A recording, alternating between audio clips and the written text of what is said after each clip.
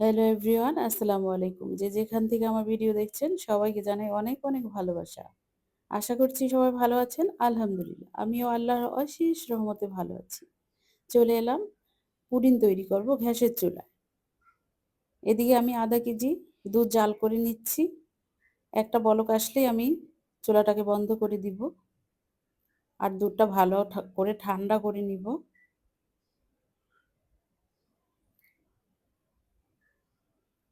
নিয়েছি 1 কাপ গুঁড়া দুধ, নিয়েছি সামান্য পরিমাণ লবণ আর ভ্যানিলা ফ্লেভার। তোমরা এসেন্সও নিতে পারো। আমি ফ্লেভার পাউডারটি নিয়েছি। আর নিয়েছি 4 টেবিল চামচ চিনি। ক্যারামেল তৈরি করব। আমি কম মিষ্টি দিয়ে অল্প পরিমাণেই ক্যারামেল তৈরি করব। আর নিয়েছি 4টা ডিম।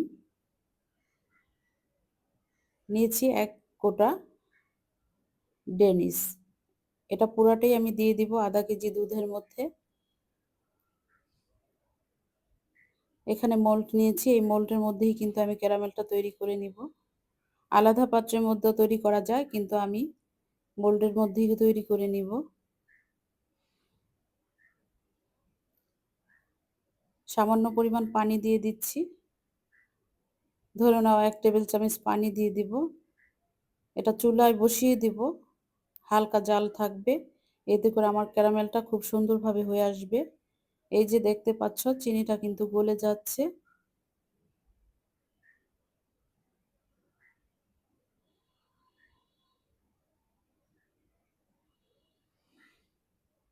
এদিকে আমার দুধ যখন বলক আসবে ওটাকে আমি ঠান্ডা করে নিব ভালোভাবে। তোমরা কিন্তু গরম দুধের মধ্যে ডিম দিতে যাবে না, এতে করে তোমাদের ডিম কিন্তু পুরোপুরি নষ্ট হয়ে যাবে, ছানা ছানা হয়ে যাবে। দুধটাকে ভালোভাবে ঠান্ডা করে নিবে, এরপরে ডিম তো দিয়ে দিবে। আমি এখন ডেনিশও দিয়ে দিলাম।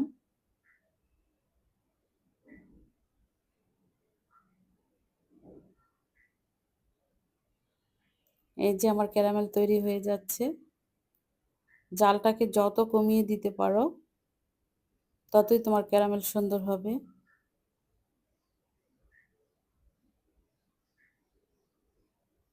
যারা এখনো আমার ভিডিওতে লাইক দাওনি প্লিজ লাইক দিয়ে দাও।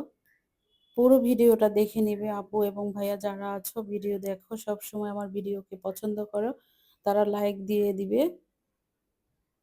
যদি সম্ভব হয় তাহলে শেয়ার করে দিও আমার ভিডিওটাকে। এদিকে এখন আমি দুধটাকে ভালোভাবে ঠান্ডা করে নিব, এরপরে ডিম সবকিছু আমি মিক্স করে নিব। এই যে আমার 4টা ডিম।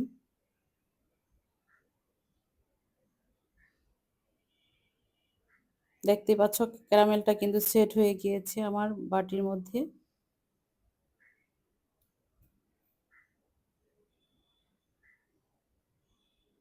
এখন দিয়ে দিব লবণ আর ভ্যানিলা ফ্লেভার। এটা দেওয়ার অর্থ হলো ডিমের গন্ধটা যারা নিতে পারো না, ভালো লাগে না, তাদের জন্য ডিম দিয়ে দিব। এখন ভালোভাবে ফিটে নিব।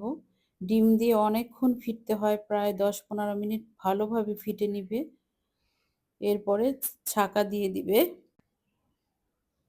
অনেক সময় অনেকে করে কি যে ছাঁকনি দিয়ে ছেঁকে দেয় না, ওতে করে কিন্তু ভালো হয় না। আমি ছেঁকে দিই সব সময়, তোমরাও ছেঁকে নিবে। দেখতেই পাচ্ছ আমি কিভাবে ডিমটাকে মিক্স করে দিচ্ছি। আর এখানে এক্সট্রা কোনো চিনির প্রয়োজন নেই, কারণ ডেনিশ কিন্তু প্রচুর পরিমাণে মিষ্টি হয়ে থাকে। এখানে আমার 1 কেজির পুডিং তৈরি হয়ে হবে কিন্তু।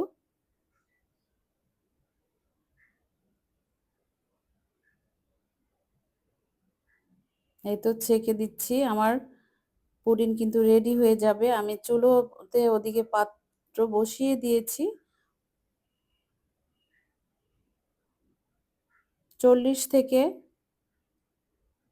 30-40 মিনিটেই কিন্তু হয়ে যায়। আমার 40 মিনিট লেগেছে এটা হতে।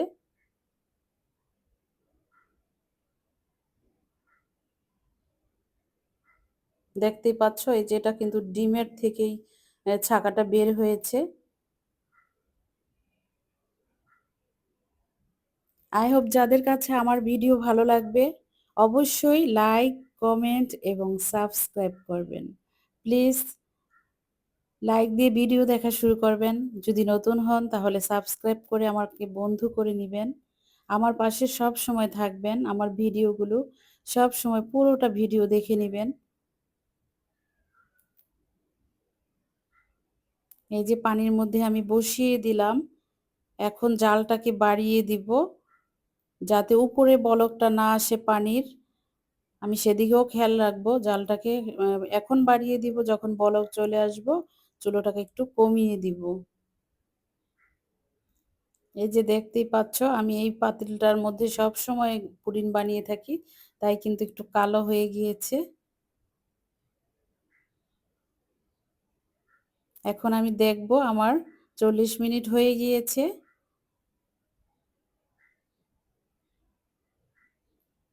হয়ে গিয়েছে কিন্তু আমার পুডিং আমি দেখব মাঝে হাত দিয়ে যে এখানে কোনো পানি আছে কিনা।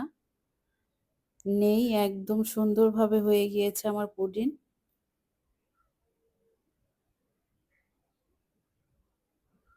ঠিক 40 মিনিট পরে এসেছি আমি পুডিংটা চেক করতে। এর আগে কিন্তু একবারও তুলিনি ঢাকনা। এখন নামিয়ে নিব। যদি 40 মিনিটের বেশি হয় তাহলে কিন্তু তোমার পুডিং ভালো হবে না, হার্ড হয়ে যাবে, শক্ত হয়ে যাবে। দেখতেই পাচ্ছ আমার পুডিং হয়ে গিয়েছে।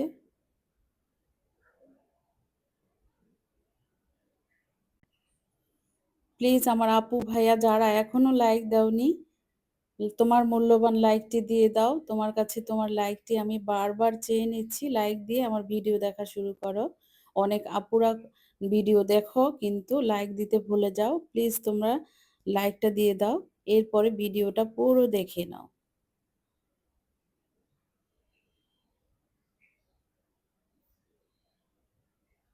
আমি মোল্ড থেকে এখন নামাবো। এই তো দেখো উপরে প্লেট দিয়েছি, এরপরে নিচ দিকে নামিয়ে দিব।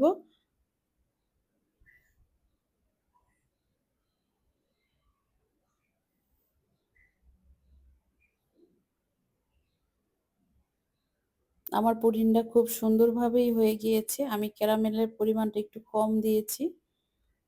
মাশাআল্লাহ খুবই ভালো হয়েছিল খেতে। তোমরাও আমার মতো এভাবে ক্যারামেল পুডিং বানিয়ে নিবে, দেখবে তোমাদেরটাও আমার চেয়ে ভালো হবে। আমি দোয়া করি, করে নিও আমার নতুন আপুরা।